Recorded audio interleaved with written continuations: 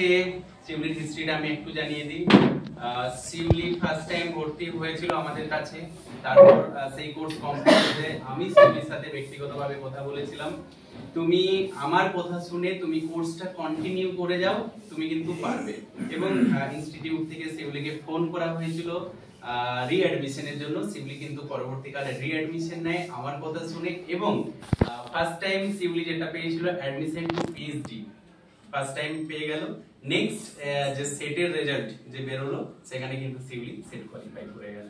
মানে সেদিন যদি শিউলি আমার কথা না শুনে, অনেক ছাত্রছাত্রী চলে যায় না স্যার, আর মনে হচ্ছে আমার দ্বারাই হবে না, আর মেনে নেয় বা অনেকেই ছেড়ে চলে যায়, কিন্তু শিউলি আমার কথা শুনে একদম বেদবাক্যের মতো আমার কথাটাকে মনে করে শিউলি কিন্তু সেদিন অ্যাডমিশন নিয়েছে এবং তারপরে শিউলি কিন্তু সেট কোয়ালিফাই। শিউলির জন্য একটা